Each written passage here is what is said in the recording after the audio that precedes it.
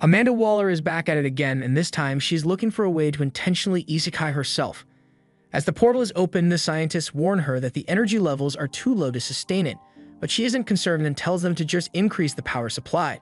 The scientists are still worried about what will happen if they put too much strain on her, but as far as Amanda is concerned, the girl they are using to open the portal is nothing more than a tool to achieve her goals.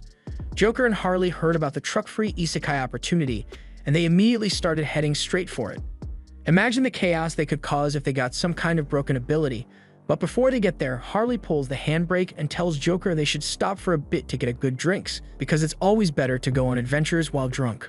Harley enters the bar, but it's a lot less rowdy than she remembers it being even after she throws a bunch of stolen cash. She immediately knows something is up, so she approaches the bar and asks where Keiichi is, and the bartender says Keiichi is out with a cold. However, Keiichi doesn't exist, so Harley knows this has to be a setup. A fight breaks out, and Harley tells Joker not to come in since it's not safe. Meanwhile, Amanda's portal is beginning to go out of control, but she keeps telling the operators to increase the power output. As Harley's bar fight is still going on, Joker turns the car around and drives straight into the building to get her out of there, but Amanda's military defenses show up and fire missiles at him, so he is forced to retreat. It may be crazy, but his driving skills are no joke. Harley eventually manages to escape the bar and get on top of a nearby roof, but as she's trying to call Joker so he can pick her up, she gets attacked by a blade-wielding samurai. The attacker jumps down to end Harley, and at first Harley is able to hold her own with a baseball bat, but then she gets disarmed, so she is now forced to do nothing but evade the samurai's sword strikes. Harley runs away until she eventually grabs a hold of a metal pipe, but the pipe doesn't turn out to be a good weapon, so she ends up on the ground with the sword pointed at her. But instead of slashing her, the samurai uses the hilt of her sword to knock Harley out. Harley gets taken into custody, but the soldiers couldn't get a hold of Joker, and Harley is glad to hear this. She vows to make it out of here and back to Joker someday, but that not going to be today as she gets knocked out again. Meanwhile, Amanda's portal has gone full critical, and after the explosion, it is officially open. And after achieving her goal, the first thing Amanda does is murder the entire team of scientists. 6 months later, Amanda is at an isolated base to gather unwilling volunteers for her isekai plan. It is a facility housing the supervillains which have been captured over the years, and the prison warden, Wade, tries to talk Amanda out of using supervillains for her plan since there's no telling what might happen if something goes wrong, but Amanda simply shuts the warden up by informing him that she has his Discord chat logs, so unless he wants her to leak them, he had better just do what she says. Wade relents and opens the cell where Harley is being kept, and this must be Norway or something because how is she allowed to have pizza and a television in her cell? Amanda turns the television off and tells Harley to get out because she has a job for her to go on, and while Harley doesn't want to, the guns pointed at her are pretty persuasive, so she begins walking out. But before she leaves, the warden stops her and mentions that she had a deal with him that if he gets her all the stuff she wants, then she would give him the Gluck Gluck 9000, but Harley just kicks him in the nuts and says she would only ever do that for Joker. Harley is subsequently tased and taken out of the cells, and while the warden is grieving over his lost balls, Amanda walks over to him and says he needs to hurry up since she has more prisoners she wants to free. The warden calls her insane for wanting to use such dangerous criminals for her mission, but Amanda was always insane. After Amanda is done, Harley as well as several other prisoners are sent through the portal, and eventually Harley wakes up handcuffed to a bench. The guy next to her asks if she's finally awake, and Harley is upset because she was hoping to hear Joker's voice instead. The guy now complains about getting stuck with a crazy girl on his team, but the guy across from him says that no way to talk to a lady. He thinks they should already know who he is, while Harley thinks he's pretty hot. She has never heard of him before. He's apparently a movie star or something, but he's pissed that they don't recognize him. Besides him is a guy wearing a potato sack in his head, and when they ask about the sack, he just says he is wearing it to hide his ugly face because he is on a mission for peace. Now that everyone on the team has gotten acquainted with one another, the guy that's in charge of them comes in and says they will be arriving at their destination soon. He then plays a message from Amanda saying the 5 of them, along with her agent, are tasked with establishing and protecting a series of bridgeheads that will serve as the framework for research and resource acquisition from uncharted territory. That doesn't sound like an easy mission, and honestly, they're starting to question why they should listen to Amanda in the first place. So she explains that she has planted bombs in their necks, so if they disobey her order, try to escape, or even piss her off, she can make their heads go boom whenever she wants. Even under the threat of exploding, Deadshot still doesn't see a reason to listen to Amanda, so she brings up the fact that she knows he has a daughter, and she could easily go after her instead. Deadshot is enraged and swears he will make Amanda pay if she lays a finger on his daughter, but she says she won't have to as long as he does as he is instructed.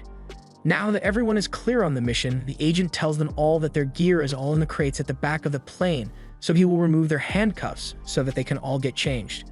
But before that, Harley mentioned that there were supposed to be 5 of them, so they ask where the last guy is. The agent is about to answer, but then the plane begins to shake as the pilots have been killed somehow. They end up crash landing in the middle of a fantasy battle, and the knights have no idea what's going on, so they decide to go investigate. Meanwhile, in the plane, the team managed to survive the crash landing, but as Harley walks up to the front, it looks like the agent wasn't so lucky. However, she has no reason to care that he died, so she uses a random sword which got lodged in the plane to free herself and head outside to check out their situation. However, as she tries to step on the ground, she nearly falls to her death, but luckily she gets saved by Deadshot at the last second. As the others get themselves free, Pretty Boy tries to open the door on the other side of the plane, but it seems to be stuck, so he transforms his hand and smashes the door. They are all surprised that Pretty Boy is actually a metahuman, but that would explain why he had a special restraining device. As they exit, they are shocked by the world they find themselves in, so they are starting to question if it is even real in the first place. They ask Potato Sack Guy if he knows what's going on, since he seems to believe this is a mission of peace, but he doesn't know anything either. Just then, they see a knight get murdered by a group of orcs nearby, and since they are human as well, the orcs attack them as well.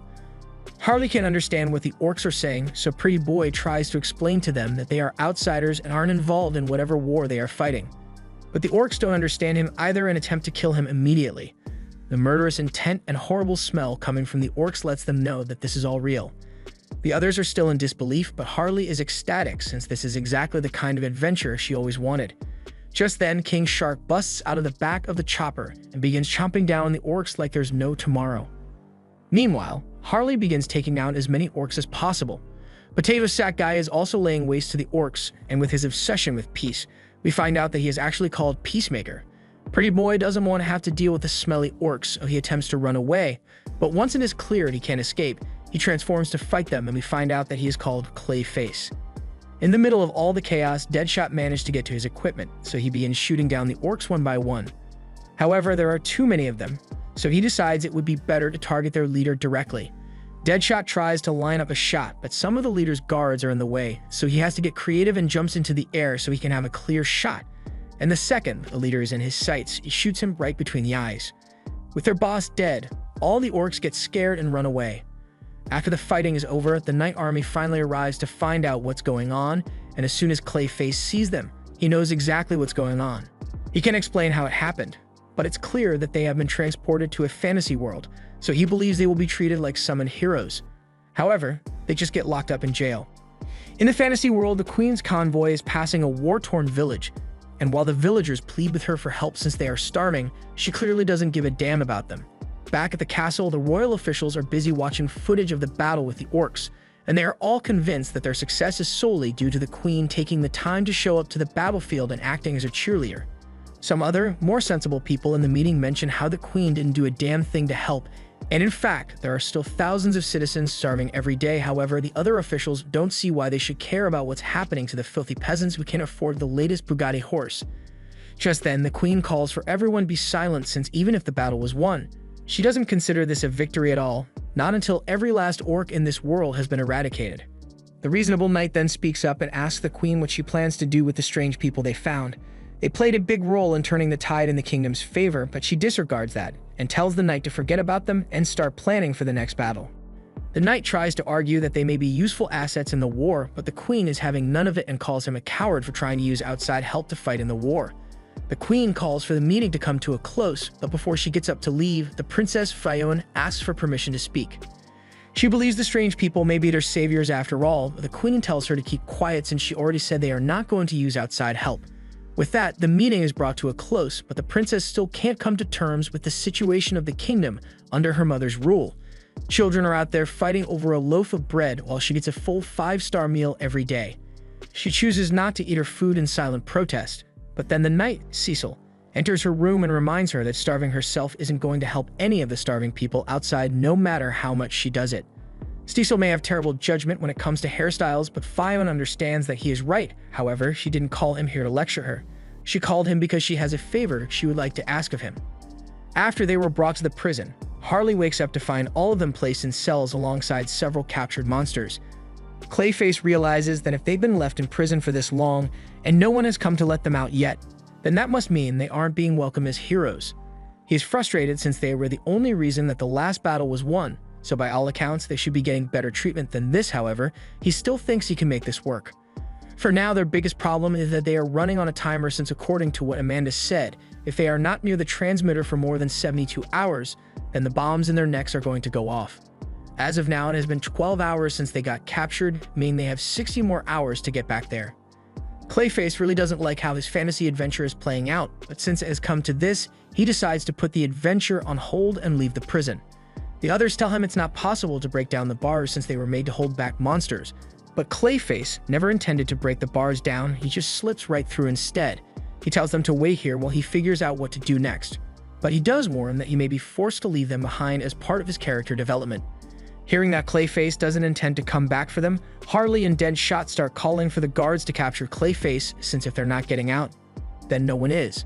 The guards immediately spot Clayface and slap some magic handcuffs on him, so now he is no longer able to use his powers. Immediately after this, the guard comes to let all of them out since it's lunchtime, if you can call this food anyway. While they are at the lunch table, Deadshot asks Clayface if he is willing to help them escape as well now, but he answers that he can't escape at all anymore. Thanks to these handcuffs, he can't transform anymore, so they are really stuck here now. Just then, a couple ogres come over to their table and try to kick the group out, so even though Deadshot doesn't understand their language, he has been to prison enough times to know what they are trying to do, and he's not going to let them have their way. However, before Deadshot can start a fight, Clayface tells him to wait a minute, since causing a commotion isn't a great idea when you are the new guy. They could have solved this a lot easier if King Shark had come here with them, since he's the strongest among them, but he is still sleeping in the cell.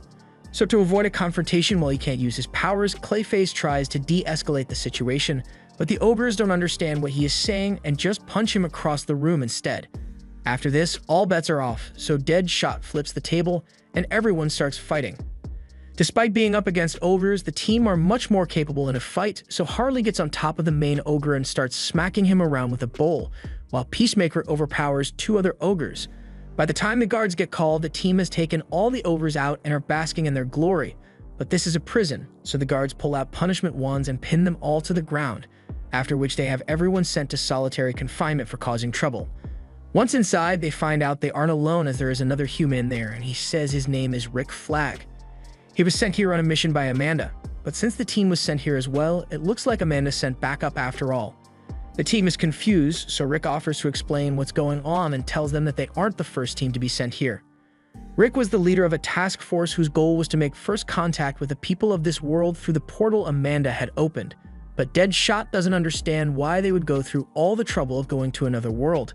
However, he then remembers that Amanda works for the United States, and where there's oil, the United States will always be there to claim it. So basically, the original team failed, so Amanda sent in a bunch of criminals since no one would care if they died. They still have no choice but to complete the mission, so Peacemaker asks Rick if he knows where the transmitter for the bombs in their necks are located. They need to get there so that they don't end up dead, but since the helicopter is destroyed, they have to assume that the transmitter would be somewhere near the gate that brought them here. Rick offers to show them the way back as long as they help him escape as well, and while the others don't like Rick, they don't have many options if they want to keep their heads. Just then, they hear a stomach rumbling, and it's King Shark, who has just woken up from his nap. He says he is hungry, so he's about to eat the others, but at the last second, they manage to convince him that there's a lot more tasty food on the other side of the door, so he just needs to break it down. Shark likes the idea of tasty food, so he does his best to knock the door down, but this attracts the attention of the guards. As Shark finally breaks through the door, the guard tries to use the wand to subdue him, but Deadshot distracts him while Harley steals his wand and smacks him from behind, knocking him into the roof. Harley is surprised by how much force the wand was able to generate, but the thing shatters after a single use, so it's not useful anymore. Now that the guard is knocked out, Clayface walks over to his body and releases the restraints on his wrists. He is now able to use his powers again, and the first thing he does is to free all the other monsters that were trapped here so that they can provide a distraction. And with all the chaos going on, they are able to take out all the guards with the help of the monsters and destroy the prison altogether. Meanwhile, Cecil is heading to the prison at the request of the princess, since she believes enlisting the help of the strange people would be the best way to end the war and get the lives of the people back to normal. Cecil doesn't agree with her choice, but he still chooses to fulfill the princess' request. However, as he approaches the prison, he finds that it has been completely taken over. Meanwhile, on the roof, the team and the monsters are all getting along really well after they helped everyone escape. So as they see Cecil's carriage approaching, they all joke that it's going to take a lot more than that if the kingdom wants to reclaim the prison. As Cecil gets to the front gate, he is confronted by the team, but they still can't understand anything he is saying. Clayface recalls Cecil as the one who sent them to the prison in the first place, and the others recognize him after they see his balding head. Cecil has no idea what they just said, but he knows they are making fun of his hair, so he pulls out his sword and attempts to strike Harley down. However, Shark stops the sword with his teeth and eats it in one bite, but he soon regrets the decision as Cecil recalls the sword and slices open Shark's stomach in the process. Fortunately, Shark begins to glow and the wound in his stomach heals itself, but they are still nowhere near finding a peaceful resolution. Rick comes out and tells everyone to calm down before they do something they'll end up regretting, and he asks Shark to avoid eating any more weapons since it is bad for him. Deadshot doesn't want to back down from a fight, but Rick says there is no need to fight since he can negotiate with Cecil. He has been in this prison a lot longer than the rest of them have, so he has learned a little bit about this world's language from the orcs. Cecil definitely understands what Rick is saying, but every single sentence he speaks is full of insults, so Cecil isn't willing to cooperate. He is just about to attack them when he remembers that the princess personally asked him to acquire their assistance, so he puts his sword away and says he will take them to the castle so they can meet the queen. The group eventually arrives at the castle, and as the queen enters to hear what they have to say, she casts a spell on them so that she can understand what they are saying. Rick speaks up first and thanks the queen for agreeing to meet them, but he has a request to ask of her. The queen sees no reason to listen to the requests of someone who is still her prisoner. However, Rick informs her that he has valuable information that would be useful to her in the war, so all he asks for in return is permission to move around freely. By now, the queen must have realized that the beasts have become increasingly strong recently, but what she doesn't know is that the beasts' newfound strength lies in the fact that their commanders are people from Earth like them. Harley and the others finally piece together what must have happened as Rick says this, so it is likely that Rick's initial team was also made of unwilling convicts, but once they got here, they betrayed Rick and joined up with the Beast Empire. So basically, the whole reason the kingdom is losing this war is because Rick couldn't control his team. The queen has every right to be mad at them for it, but Peacemaker speaks up and says they will do whatever it takes to atone for Rick's mistake and restore peace to her land. But she takes Rick hostage as an insurance policy. Cecil is on board with the idea of letting them fight on the front lines alongside his men, but the queen has made her decision. As Rick is being led away, he tells the others that they had better get the job done. Otherwise, they won't be able to find the transmitter since he is the only one who knows where it is. Now that he's gone, Harley says she's kind of hungry, so she would like to get something to eat, and they should probably get something for Shark before he decides to put them on the menu again. Also, they are going to need the queen to give them their stuff back. Once they've gotten their gear back, they all suit up and head out to the battlefield. But as the battle is raging on, they don't get involved since Cecil had told them that his army can win without their help.